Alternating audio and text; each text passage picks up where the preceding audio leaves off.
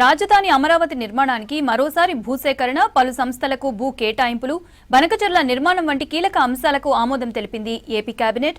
CM Chandrababu అధ్యక్షతన జరిగిన cabinet భేటీలో 31 అంశాలపై చర్చించారు. మరోవైపు కూటమి పాలన హామీలను విస్మరించిందంటూ మండిపడ్డారు మాజీ సీఎం జగన్. రాష్ట్రంలో డబుల్ ఇంజిన్ కాదు ట్రబుల్ ఇంజిన్ సర్కార్ పాలన నడుస్తుందని మండిపడ్డారు ఏపీ కాంగ్రెస్ చీఫ్ షర్మిల.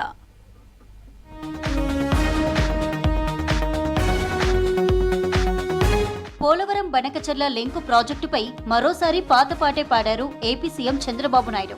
ఈ ప్రాజెక్టుతో తెలంగాణకు ఎలాంటి ఇబ్బంది ఉండదని చెప్పారు. తెలుగు రాష్ట్రాలు బాగుపడాలంటే గోదావరి నీటిని సమానంగా వాడుకోవాలని సూచించారు.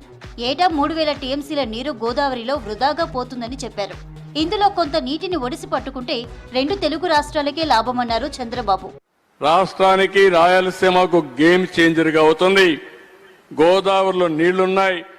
మొన్న కూడా నేను ఒక మాట చెప్పాను, అటు తెలంగాణ వాడుకోవాలంటే వాళ్ళు కూడా వాడుకోవచ్చు, ఆంధ్రప్రదేశ్ మనం వాడుకుంటాం, ఎవ్వరికి ఇబ్బంది లేదు. కాబట్టి వాళ్ళని అదే స్టేట్మెంట్ నేను ఇచ్చాను.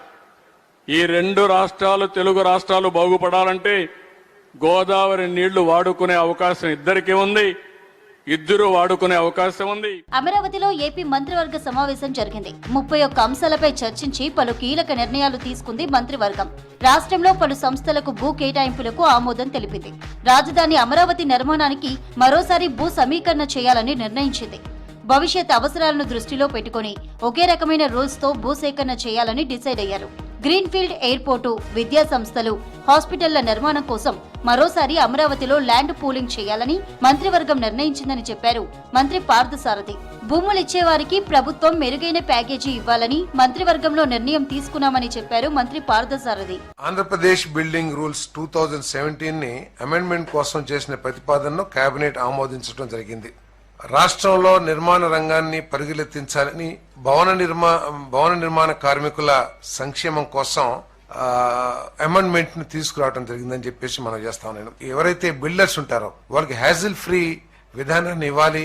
ప్రభుత్వానికి నష్టం రాకోకుండా, ప్రజలకి ఇబ్బందులు లేకోకుండా ఈ నిర్మాణ రంగాన్ని అభివృద్ధి చేయాలి. దీని మీద అనేక లక్షల మంది ఆధారపడి ఉన్న విషయాన్ని దృష్టిలో పెట్టుకుని ఈ అమెండ్మెంట్స్ ఇవ్వడం జరిగిందని చెప్పేసి నేను మనవి చేస్తాను. నర్సరావుపేటలో యువత పోరు కార్యక్రమం చేపట్టిన వారిపై పోలీసుల లాఠీ చార్జ్ ని తీవ్రంగా ఖండించారు మాజీ సీఎం వైసీపీ చీఫ్ జగన్.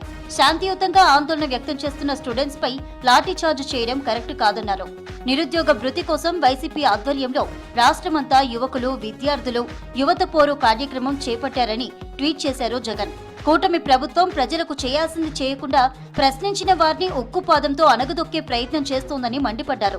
ఇంట్లో ఎంతమంది నిరుద్యోగులుంటే అంతమందికి నెలకు 3000 చొప్పున నిరుద్యోగ భృతి ఇస్తామని ఎన్నికల ప్రచారంలో బాండ్లు రాసిచ్చారని గుర్తు చేశారు.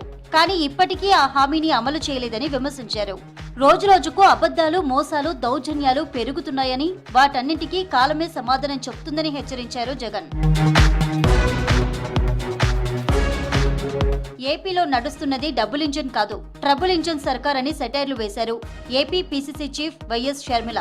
కూటమి సర్కార్ సూపర్ 6 సూపర్ ఫ్లాప్ అయిందన్నారు. హామీలిచ్చి మోసం చేసిన చంద్రబాబుకే నాలుక మందమంటూ ఫైర్ అయ్యారు. ఇక మానవత్వంపై మాజీ సీఎం జగన్ కి మాట్లాడే హక్కు లేదన్నారు షర్మిల. 5 ఏళ్లు మద్యం కుంభకోణం చేసి ఇప్పుడు జనం మధ్యకు రావడం విడ్డూరంగా ఉందన్నారు షర్మిల. పవన్ కళ్యాణ్ గారు అదే బీజేపీతో కూటమి కట్టారు. నిన్న సభలో చూస్తే కూడా వాళ్ళు గొప్పలు చెప్పుకోవడమే.